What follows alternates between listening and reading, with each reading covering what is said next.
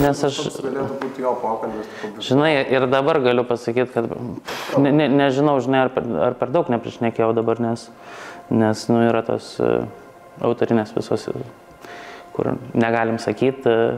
Iš tikrųjų, šitos pjesės autorius yra naujas vardas, kylantis vardas. Labai dabar, kiek kalbu su kolegomis iš užsienio, tai viso Europai skambantis. Ir gal dėl to taip yra, kad tos pjesės yra žiauriai aktualios, jos kalba ir apie šiandieną, bet kartu tampa tokiais epais, sakyčiau.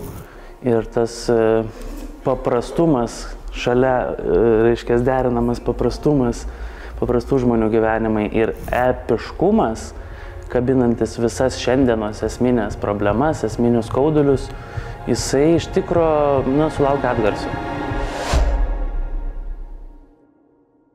Iš tikrųjų yra papildomų detalių, sąlygų su būtent šitą pjesę. Antrininkas turi savo pastatymo specifiką ir dėl to galbūt tas procesas susitarti su pjesės autore, kaip mes jau čia minėjom visur, kad tai yra nuskambėjusi pjesė ir labai gerai vertinta, todėl tiesiog galbūt buvo daugiau poreikio sutarti tam tikrus, aptarti detalės, bet aš labai džiaugiuosi, kad šita pjesė ir šita istorija, kurią, man atrodo, tiek autoriui buvo labai svarbu papasakoti, tiek mums labai svarbu papasakoti, kad jinai nuskambės Lietuvoje ir būtent Kauno nacionalinėme dramos teatre. Dalis scenų yra be galo atpažįstamas buityje ir galim tikrai, kiekvienas iš žiūrovų turbūt atras panašių akimirkų savo šeimoje, savo buityje, savo santykių kūrimuose.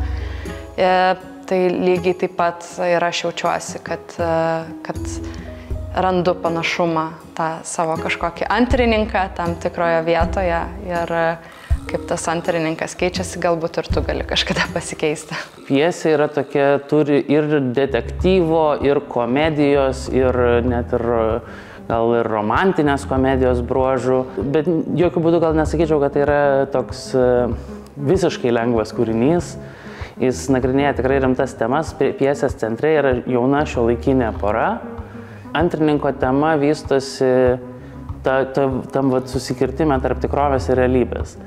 Ir tas šiandien yra aktualu, man atrodo, tas kartais nesupranti arba kartais žiūri į kažkokias pasaulio naujienas, skaitai laikraštį, žiūri į televiziją ir galvoji, ar čia fikcija, ar čia realybė. Ir va tą išgyvena ir mūsų pagrindiniai veikėjai.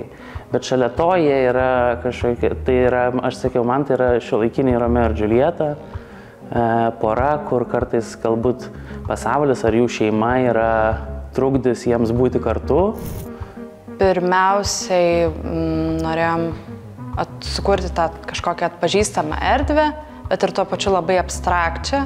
Pasirinkom atkurti butą, kuris yra kaip ir kiekvieno namuose, yra virtuvė, stalas, lova, kažkokia sudėliota į tam tikrą kompoziciją, tačiau viskas yra tarsi uždengta draperija ir audiniu baltos spalvos. Tarsi jau čia kažkas kažkada gyvena. Galbūt pats žiūrovas čia kažkada gyvena, galbūt mūsų personažai, galbūt autorius gyvena. Pasirinkome tokią scenografiškai sudėtingą, sakyčiau, spalvą.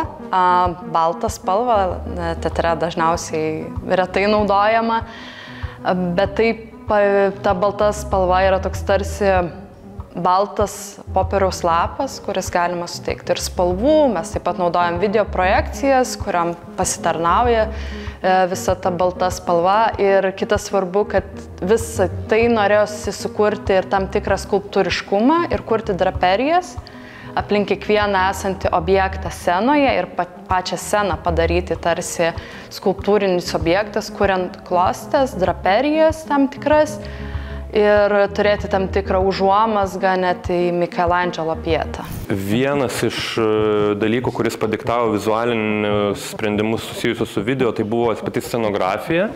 O kitas dalykas, nuo ko atsispyrėm, tai vėlgi tas tikrų įvykių naudojamų spektaklė, kurie iš tikrųjų įvyko dokumentacija. Tai, žodžiu, tas dokumentiškumas išreiškiamas ir pačia forma video. Naudojame tiek gyvo gyvo vaizdo kameras, archyvinę medžiagą ir taip pat tam tikrus elementus, kur patys aktoriai yra užfilmuoja arba filmuoja vieni kitus. Tai vėlgi ta riba tarp dokumentiškumo ir kur yra realybė, kur yra sugalvota fikcija. Pagrindinė vizija, su režisierium šnekėjom, kad jis nori, kad būtų kiek įmanoma labiau kinematografiška ir kad kiek įmanoma labiau trauktų žiūrovus. Kai pradedi kurti, atsiranda tokių, tas tinka, tas netinka, tas galėtų čia būti, bet gal ne visai. Ir tada vienu momentu atsirakina kažkas ir tada supranti, kad per šitą prizmę mes galim žiūrėti visą spektaklį. Ir tai dažniausiai būna koks nors vienas motyvas, iš to motyvo gimsta kiti motyvai, atmosferiniai kažkokie garsai, bet bendrai, bent jau kol kas atrodo, kad viskas jungsis į vieną didelį, nes tai yra vienas pasakojimas, kuris yra jungiamas vieno žmogaus istorijos, kuri aprėpia didelį laiko tarpą. Daugelis baldų yra jau naudoti kažkada teatro spektakliuose, tai yra surinkti iš sandėlių ir mes tiesiog juos pergaminome. Tai vienas iš pagrindinių aspektų scenografijoje, taip pat dalis kostiumų yra taip pat iš dėvėtų drabužių parduotuvių rinkome. Ir dar tokie paprasti maži sprendimai, tarkim, vietoj realaus maisto, kad jo nešvaistytume, nusprendėme gaminti butaforinį maistą šį kartą. Tai tokias, kur tik labiau įmanoma, stengiamės atsižvelgti į šitą autoriaus norą tvariai sukurti scenografiją. Gal sakyčiau, kad bus eksperimentinė muzika. Ieškau visokių garsų sintezatoriuose arba skirtingose būduose, kaip įrašinėti įvairius instrumentus taip, kad jie neskambėtų taip, kaip labai tradiciniai instrumentai. Pagrindė garsai, kuriuos naudoju, jie yra tokie išplaukę, nėra tokie aiškus ir tikslus. Galėčiau sakyti, kad viskas yra tokia elektronika su gyvų instrumentų elementais. Tai šis spektaklis yra skirtas jau tokiam suaugusiam brandžiam žiūrovui. Man atrodo, jis yra aktualus bet kuriam žiūrovui, kuris yra atviras dabartiniam pasauliu. Jis gali būti įdomus ir žmogui, kuris labai domisi politika ir ten kokiais nors naujosiam technologijom. Ir tai gali būti įdomu ir žmogui, kuris visiškai nuo to atsiriboja. Ir tai ir įdomu lukštem, nes labai daug kas šio laikiniam pasaulyje irgi nėra taip, kaip atrodo.